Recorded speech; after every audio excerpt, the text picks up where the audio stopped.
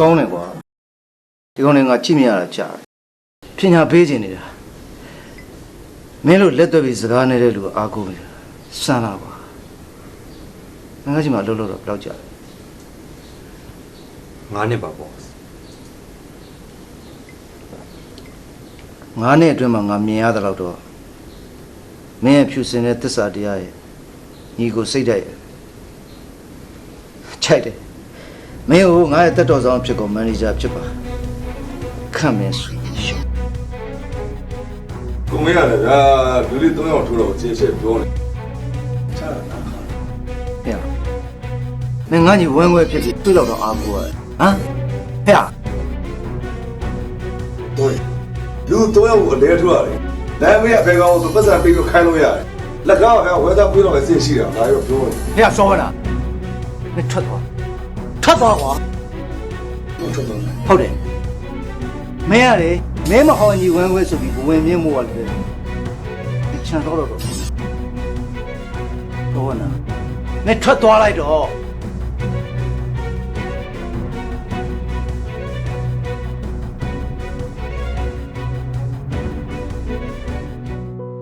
ဆွေတော့ဘာလဲတော့တော့တာဒါပေမဲ့ရင်မိုးစေတဲ့ຢာမှန်တယ်များကျွန်တော်မုန်းလည်းမုန်းဆွဲလည်းမဆွဲတော့ကောင်းတယ်အဲ့ဒီရင်မှုစီတွေຢာတွေထဲမှာအချစ်ကောအရက်ကောပါတယ်ဆိုမလက်ခံချစ်ရောရဲ့ကျွန်တော်မခံစားတယ်အဲ့စကားကိုကြိုက်တော့ပြီအဆွေမင်းကကိစ္စတစ်ခုပြောငါတို့အရန်အရေးကြီးတယ်မင်းနားထောင်ပေးရမယ်ဝေဖန်ပေးရမယ်သုံးဖြတ်ပေးရမယ်နောက်ဆုံးအဆင့်ငါကူညီပေးပြောပါဘောကျွန်တော်အစွမ်းကုန်ဆောင်ရွက်ပေးတာ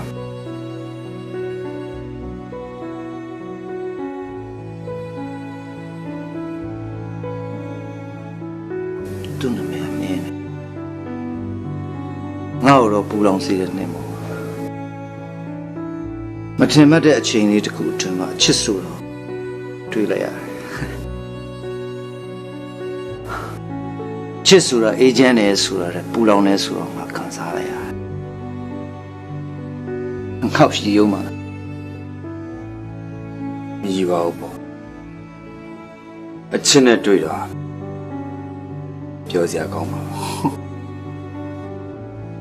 သူနဲ့ငါနှစ်ယောက်တည်းဆိုတော့ပြောစရာကောင်းရင်ခေါ်မှာပေါ့ကွာသူကငါတည်းလည်းငယ်တယ်ချော်တယ်သူ့ကိုစောင့်ရှောက်ပြီးပါသူ့အကြောင်းတွေကိုငါပြန်ပြောပြပါဒီကိစ္စကို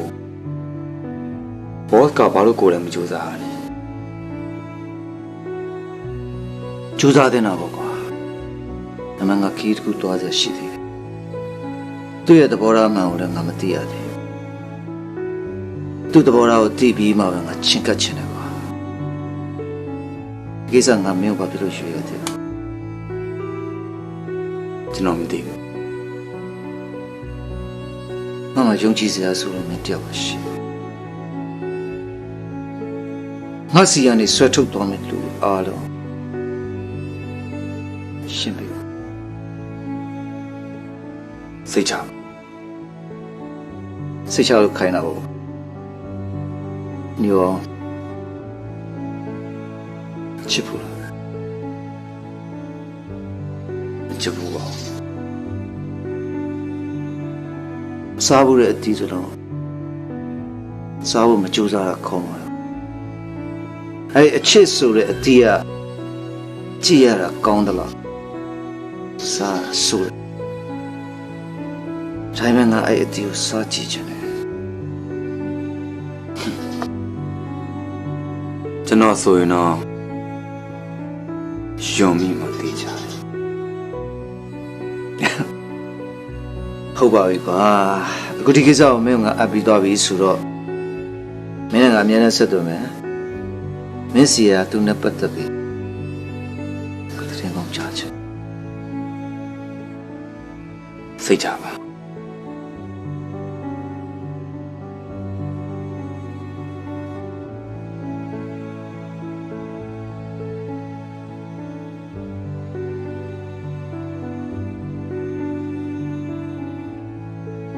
Hello ထေး ပြောငယ်ဆိုဘာတူလဲ သူ့စီကိုလက်ကြီးသက်သက်သွားမယ်စားလက်ဆောင်ပစ္စည်းတွေတစ်ခုလောက်ဝယ်သွားရင်ပိုကောင်းမလားလို့ပါ လောက်လိုက်ပြီမင်းသဘော ဟုတ်ကဲ့အဲ့ဆိုရင်ကျွန်တော်တင့်တော်မဲ့လက်ဆောင်ပစ္စည်းတစ်ခုဝယ်သွားလိုက်မယ် လောက်လိုက်စမ်းပါကွာမင်းကိုယုံလို့ပုံအပ်ထားအဲ့လက်ဆောင်အတွက်မင်းကုန်ကျင်တယ်လို့ကုန်မစီငါအကောင့်နဲ့ဖြတ်ဟုတ်လား ဟုတ်ကဲ့ပါ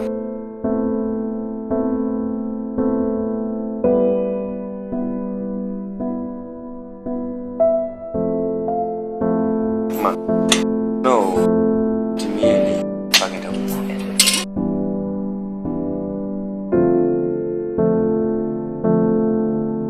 းပေးရဲ့မင်းအိမ်လေးကချစ်စရာကောင်းလို့ကို့ကိုကျေးဇူးတင်စကားလက်ပြောတာခုလိုမျိုးနှင်းအတွက်ပစ္စည်းရွေးတော်တဲ့အတွက်ကျေးဇူးပဲနော်နောင်လည်းကျေးဇူးတင်စကားပြောအောင်ထပ်ဝယ်ပေးဦးနော်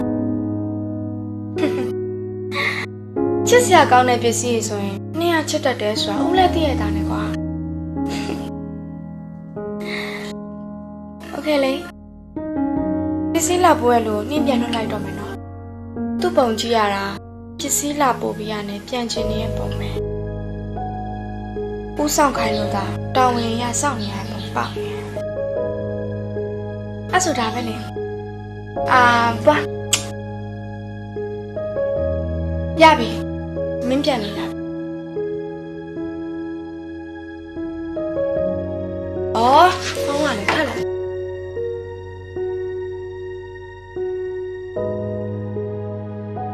နှက်ကင်တော့နော်ဒီမှပြောမင်းဘာပြောချကြလဲလို့လဲ ကိစ္စတစ်ခုရှင်တော့စီလာပါမယ် ကျမထူထူဘာမှလိုရလေးမရှိအဲ့တော့ရှင်မဲပြန်ဝင်လာလိုက်ပါ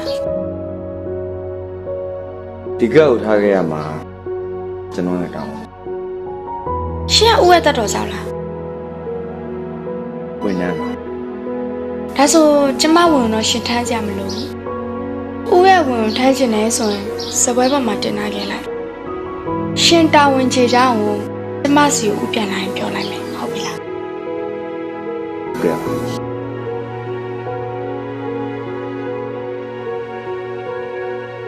ကျွန်တော်ခွင့်ပါ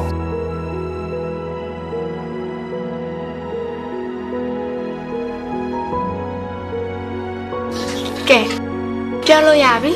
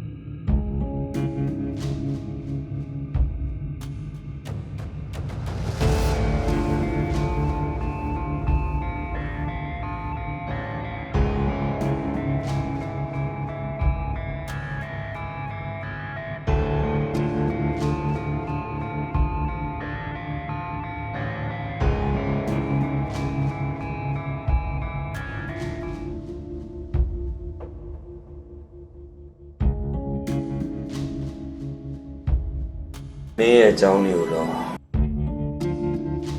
မတွေးတင်မတွေးနေပြီ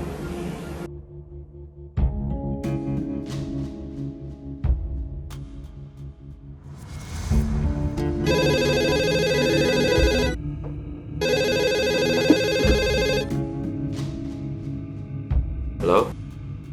ငါဘာနာတော့တော့ပြောအားနေပါဦးဆိုလို့မင်းကိုမင်းမရှိတော့လောဘရဲ့စီစဉ်ကိုတော်တော်ခံစားနေပေါ့အေးပါအခုလိုပုံစံတော့မင်းလည်းအနောက်ဆက်ကြည့်နေတယ်ပြောင်းမင်းမူးနေပြီလေတူမူးပါဘူးမူးမှသွေးရဲတော့မဟုတ်ဘူးပါကြိုက်တယ်မင်းကွင်းရွေးလိုက်မင်းနဲ့ငါနဲ့ဓာချင်းရှင်ကောင်းလိုက်တာအဲ့တော့ထားရအောင်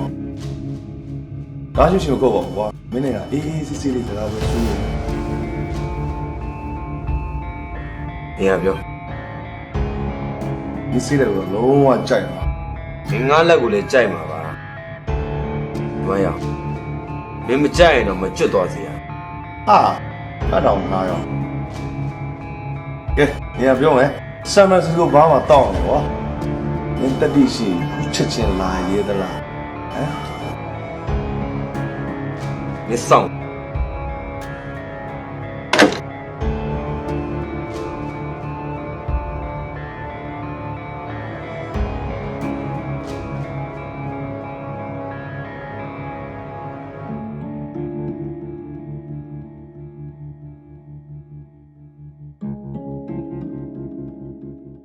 အားရလာရပြော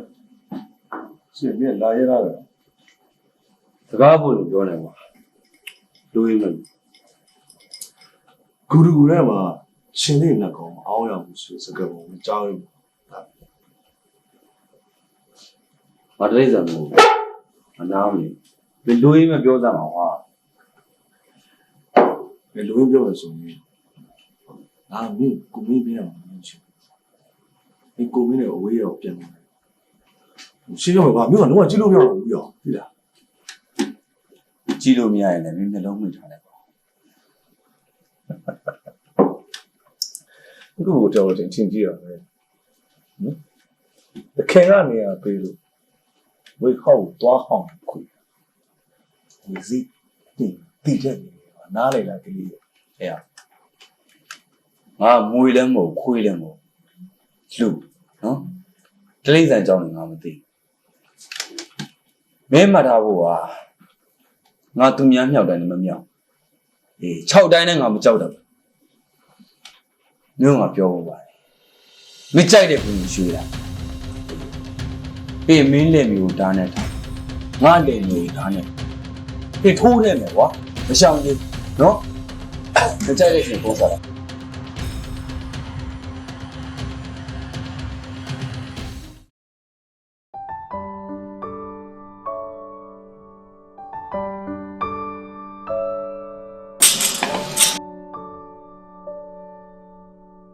ရှင်စကားမပြောရင်တော့အေးလေးတော့တောက်ပါ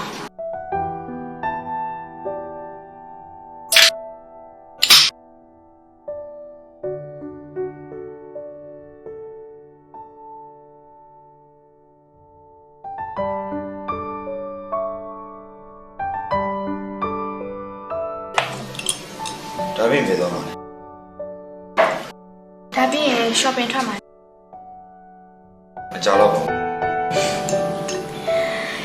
ကျမသိပါတယ်ရှင်ရရှင်တထေးပေးရဲ့တောင်းဝင်ရတာကျမနောက်ကိုလိုက်နေမလားကျမနဲ့အတူတူပြင်ထွက်ဖို့ကြတော့ရှင်စိတ်မပါဘူး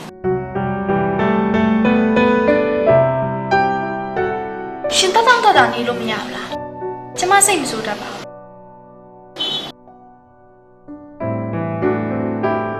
ကျမစကားပြောရင်ရှင်ကကျမကိုလည်းမကြည့်ပြီးတော့ဟိုဘက်ကိုလည်းမျက်နှာ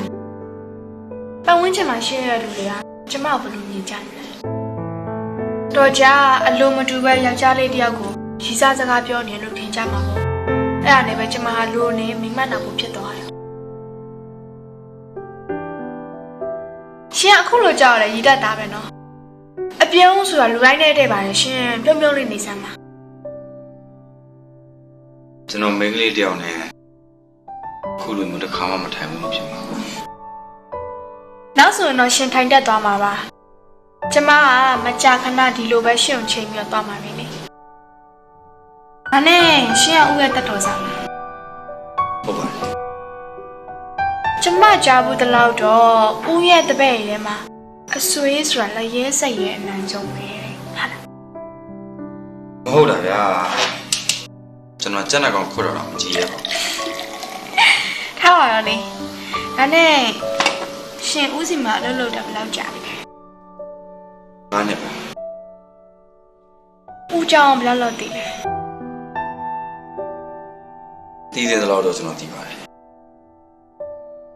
ဦးစီမှာရော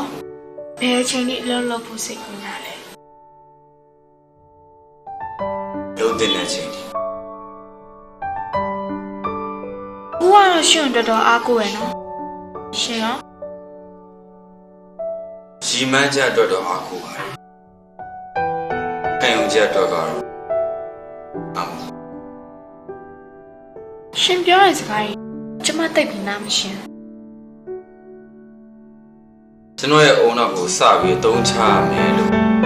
စတည်တဲ့ချိန်ကစပြီးခေါင်းထဲမှာရိုက်ထည့်တာတစ်ခုပဲရှိ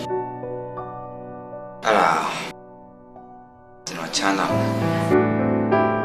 နှလုံးသားရဲ့ခံစားချက်ပိုင်းကြတော့ကျွန်တော်ရဲ့နှလုံးသားတကယ်ချစ်ကြိုက်ခံစားရပြီဆိုရင်ခံယူချက်လို့သတ်မှတ်တယ် ဒုတိယဟာဖြေမမဟုတ်တာ စံနာတွေထွက်ပေါ်လာတဲ့အခါခံယူချက်တွေဟာဖြည်းဖြည်းပြောင်းလဲသွားတယ် ဒါဆိုရှင်ရဲ့ဆန္ဒတွေကဘယ်တော့ပေါ်ထွက်လာမှာလဲ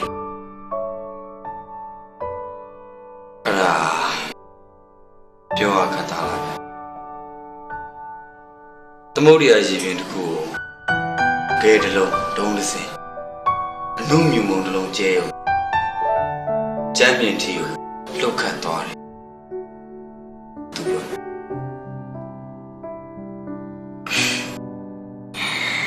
မစိုးပါဘူးရှင်ရဲ့ခံယူချက်တွေကတော့မိုက်စားမယ်နော်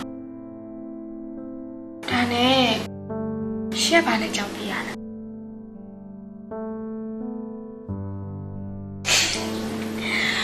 sorry နော်ကဲအေးလေးကောင်တော့ပြင် shopping ထပ်မယ်နော် ကျွန်တော်လိုက်ဖို့ပြောတာ ကျမကလိုက်ဖို့စီခြင်းလို့ပဲရှင်ကိုမြန်မြန်တောက်လို့ပြောပါလို့ရှင်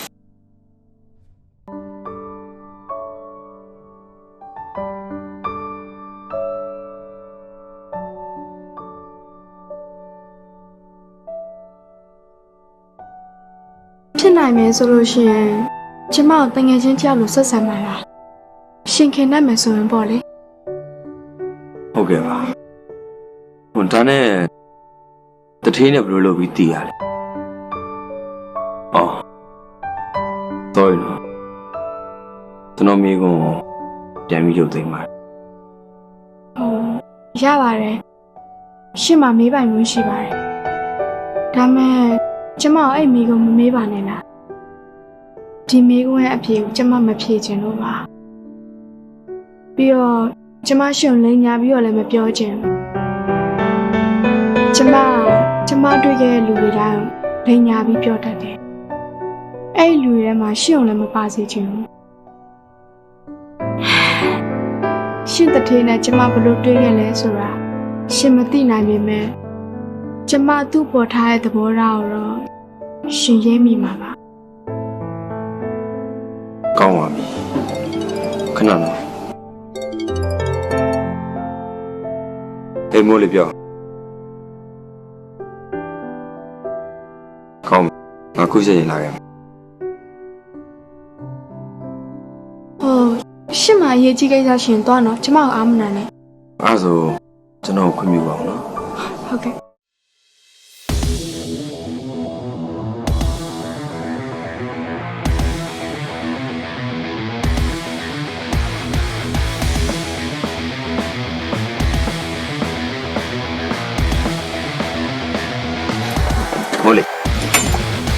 သွားတယ် ထဲမှာ ဘယ်ထဲမှာ ထွေးတော့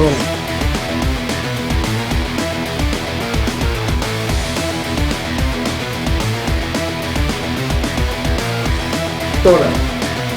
မင်းကတော့ခွာလာပေါ်မဲ့လေလို့ဝေါ့ပြော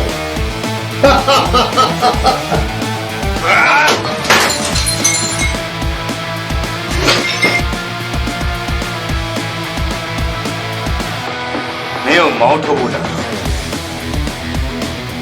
ငါမှတပ်ဖို့လို့ 你多少来做哪？多少来做哪？所以你看这个正面是那个他我刚刚那叫什么啊？队长，我们那个有东西。 အဲ့ဒီမှာတထေးရဲ့မင်းစားကန်းထဲကိုဝင်နေတဲ့ခွေးကိုမောင်းထုတ် 啊，အဲ့ဒါပဲကွာ။နေရအဲ့ဒီမသိတာနဲ့ဘောဖြတ်တန်းနေလို့ပြင်မဲဒီမှာမင်းနဲ့ခွဲချက်တယ် ဒီလူကိုခွေးမသိလို့မောင်းထုတ် ။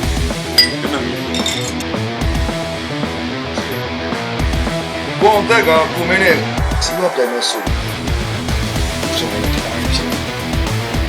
။ဘာလို့သူစီရရတာလဲ။ခွေးချက်ရှိ။အဲ့ဒီ အဲ့ဒါကြီးရွှေစိတ်ထား ကိုကိုကိုချင်းကြည့်ရတော့ကြည့်ရတယ်ကြောက်နေကြည့်ရနေရဟလားဘဝမှန်နေလို့ကျန်းနေကြည့် ဟုတ်တယ်ဆက်ပြော ဟုတ်ရှိ ဟုတ်ဆက်ပြော နောက်တစ်ခုကနေကမှန်ပြီဒီကိုဘွားအမြင်မှန်ပြီးတော့မှန်ကြည့်အဲ့မှန်တဲ့ကောင်လေးပေါ်တယ်သိလားနေကကျိုးလူရဲကောင်တာတော့ ဟုတ်ဆက်ပြော ကျိုးလူရဲကောင်ဆိုတာမင်းကကိုမေကိုတစ္ဆာရှိပါတယ်ဆိုတော့မင်းနှမောင်းကြီးကိုဖောက်ပြီးတော့တိုက်လိုက်အောင်ကျွန်တော်ဘူးတစ္ဆာလည်းဘာလို့မတစ္ဆာလဲ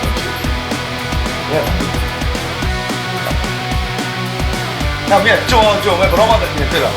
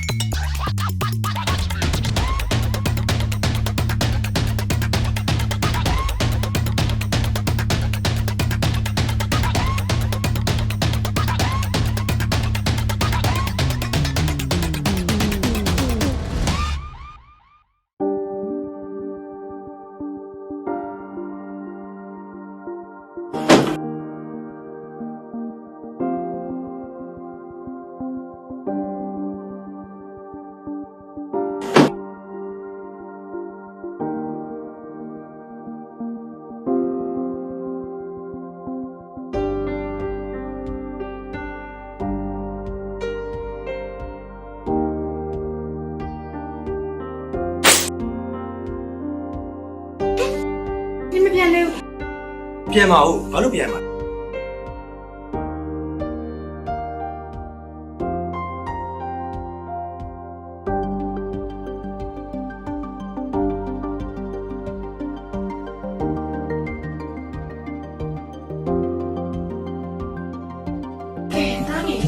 ရှင်းပါ ဟဲ့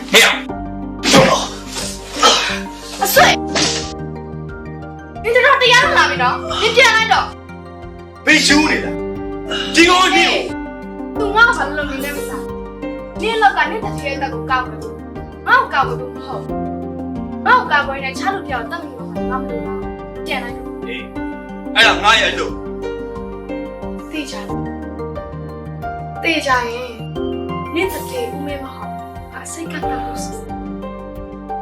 အဲ့တော့ငါတို့က ဟဲ့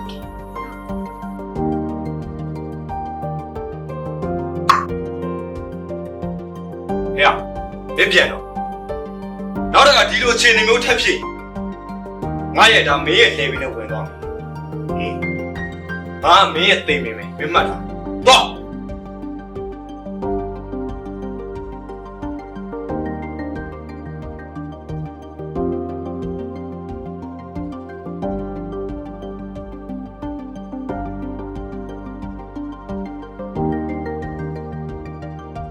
မင်းလည်းအဲ့ကောင်နဲ့ထပ်ပြီးမပတ်သက်မရှင်းလား နင်းပါကောင်းလဲဆိုနင်းကဘယ်လောက်ထိဆောက်ရှောက်နေမှာမဟုတ်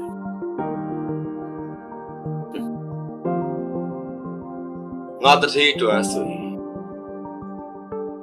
တိုင်းစာမီဆောင်ရှောက်တယ်မင်းခုနပြောခဲ့တဲ့စကားတွေကိုမင်းပြန်ရုပ်သေး ငါလုံးဝမရှုပ်သိနေတာအဲ့တော့ငါတခုတည်းတော့ဆန်တာပဲဦးမင်းမဟော်တော့ငါရောက်လာခဲ့တဲ့ရွေချက်ကသူ့တပ်ဖို့တခုပဲအဲ့တော့ငါလုံးဝမပြင်နိုင် မင်းသွေးဦးသွေးတဲ့နေရှောက်ပြောမနေနဲ့ ငါသွေးဦးသွေးတန်းပြောနေမှာမဟုတ်ဘူးဆွေငါမှသွေးကြွေးဆိုင်မဲ့တောင်းရှိတယ်အဲ့တော့ငါသူ့ကိုတတ်မဲ့ကြောင်းငါတို့နင်လှုပ်ဝက်ထားပေးပါအဲ့ဒီအတွက်နင်ငါခန္ဓာကိုကြိုက်တယ်လို့သုံးရမယ်ရှိတယ်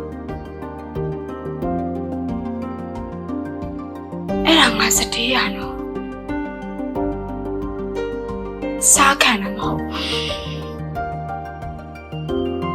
ဘာဖြစ်လို့လဲသိလားဦးမင်းမဟုတ်တက်ရဖို့အတွက်ဆိုငါဘာမဆိုစတေးရင်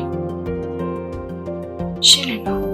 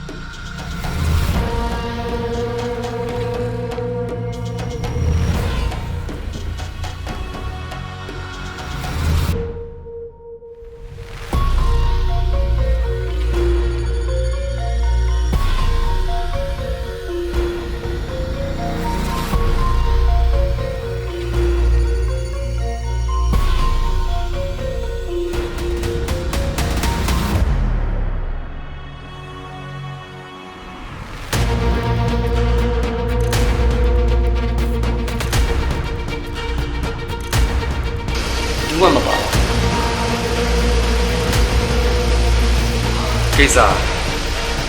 ဟိုတနေ့ကမင်းမော်ရင်နဲ့ငါတတိကိုအောင်တက်ကိုမင်းမောင်းတော့အဲ့ဒီတော့ငါတတိကိုမတောင်းဘူး တောင်းပါ တောင်းမှလိုက် တောင်းပါ တောင်းမှလိုက် ထွေ9ရောက်အဲ့တော့အောက်တန်းကြတဲ့ကောင်အဘတော်မှမတောင်း ငါ့တောင်းဆိုမှုသုံးပါပြီဒါတော့မှမင်းကမတောင်းမှန်ဘူးဆိုတော့အဲ့ဒီတောင်းမှန်မှုအတွက်အင်ဂျင်သားတော့ပေးဆက်ရ ကြိုက်ငါဘက်ကတော့စင်စစ် တင့်တင်လာတော့မင်းတို့တေပန်းလာ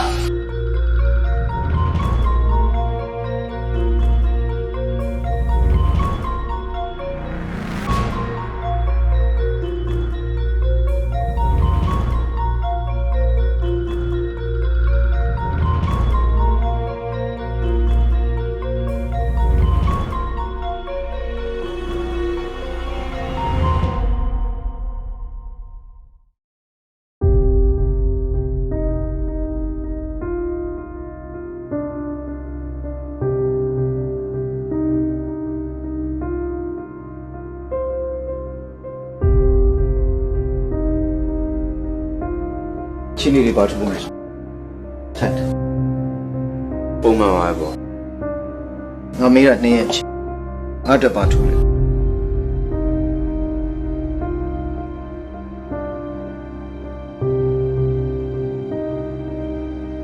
အဆွေ ဗျာ ပါထူလေ ဘာမှမထူပါဘူး သူ့ဘက်ကငါ့ကိုလက်ခံနိုင်တဲ့အခြေအနေရှိမရှိ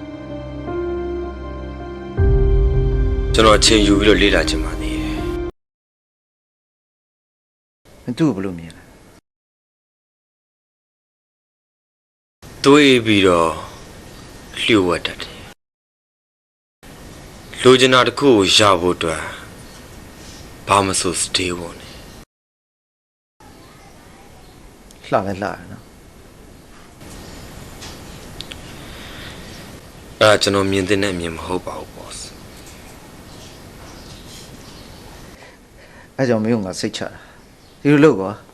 မင်းစိတ်ကြိုက်လေလားအချိန်ကိုကန့်သတ်မဲ့မင်းယူလိုက်ဒါပေမဲ့အဲ့ဒီကောင်မလေးကငါအတွက်ချစ်စရာကောင်းတဲ့မိန်းကလေးတစ်ယောက်မဟုတ်တော့စူးတစ်ချောင်းဖြစ်လာတော့မယ်ဆိုတဲ့အရေးအရာနည်းနည်းလေးမင်းတွေ့ရတယ်ငါ့ကိုအကြောင်းချရှင်း ဟုတ်ကဲ့ အဲ့ဒါဆိုရင်မင်းလုပ်ဆက်ရှိရဆက်တော့ငါလည်းခီးပန်းလာတယ်နားလိုက်အောင် ဟုတ်ကဲ့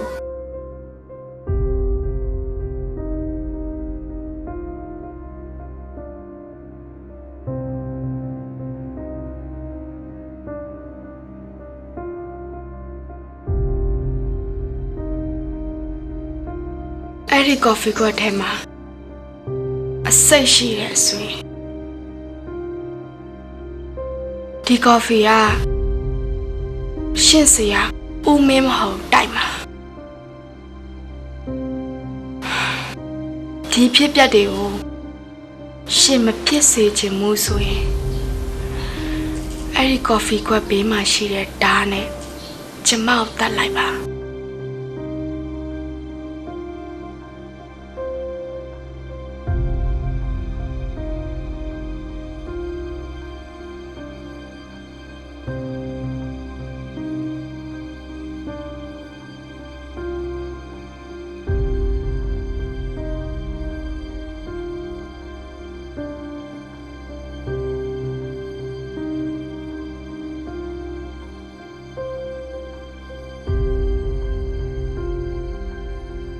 လည်းနောက်ဆုတ်လိုက်ပါနဲ့ ကျမကိုထိုးတက်လိုက်ပါအဆွေ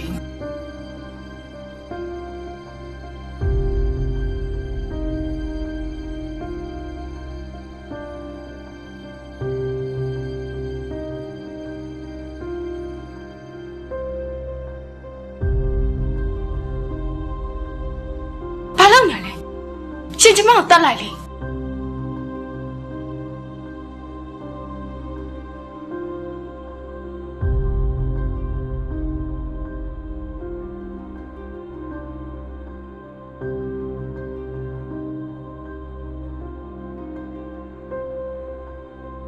你来小来吧。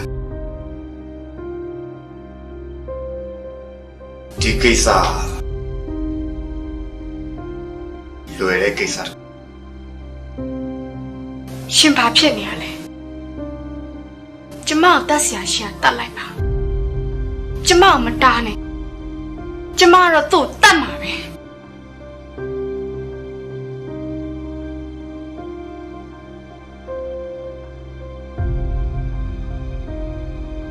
မရှိဆက်တူရဲ့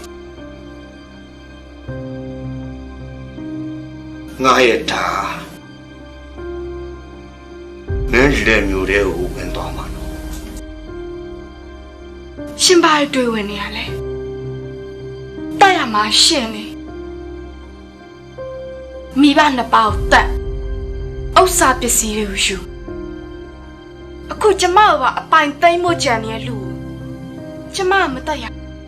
သေသွားတာမှပိုကောင်းမယ်ကျမတော့သူ့တတ်မှာပဲအဲ့တော့ရှင်ကျမကိုတတ်လိုက်ပါ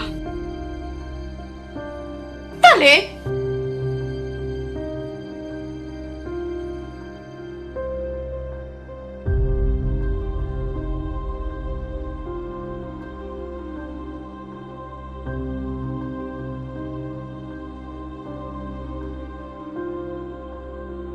ရှင်ဘယ်တော့မှစပြီးတော့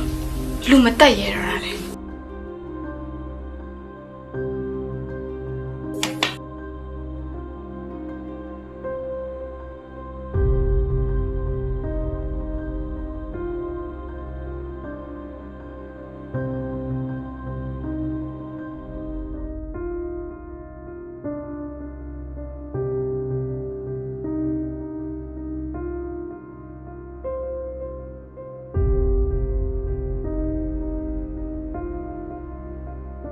ရှင်အခုလိုမျိုးမတွေ့ဝေးစေချင်ပေမဲ့ကျမတို့မတားပါနဲ့ဆိုရင်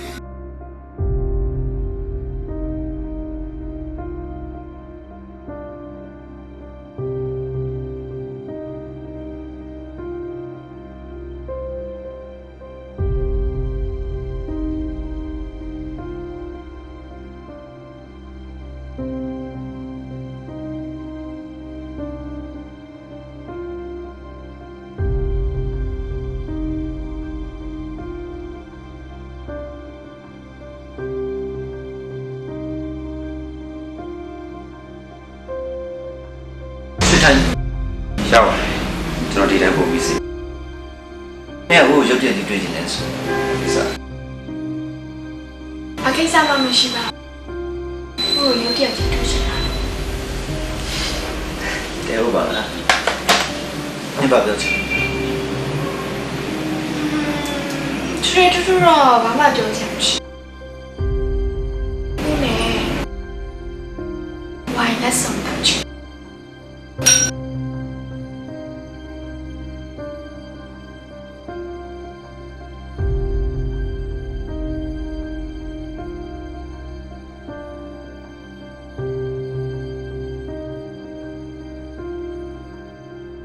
ဒီဝိုင်းကထဲမှာ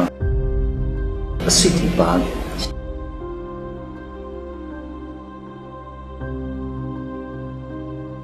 အချစ်စိတ်တယ်ဟုတ်တယ်မအော်ဟုတ်တယ်လေဒီဝိုင်းထဲမှာအချစ်စိတ်တွေပါနေ ကိုကစိတ်ဆိုရင်ဘာစိတ်ပဲဖြစ်ဖြစ်တယောက်တည်းတောက်လို့မရှိဘူးစိတ်အဲ့ဒါစိတ်နည်းနည်းမြည်စမ်းချင်ဟုတ် အနေအောင်လေဦး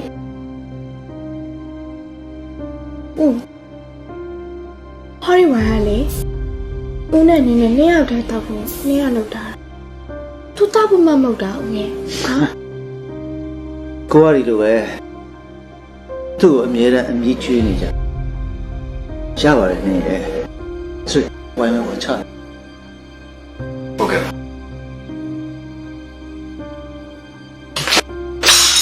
နင်းစနဲ့ဒါမျိုးတက်လို့လားနင်းတို့ကောင်မဒါမျိုးတောက်ချလာဟမ်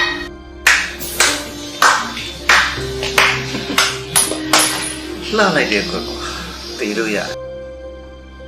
နေ့ကကို့ပေါ်မှာအဲ့လိုအလေးထားမှန်းသိရတဲ့အတွက်ရမ်းဝမ်းသာတယ်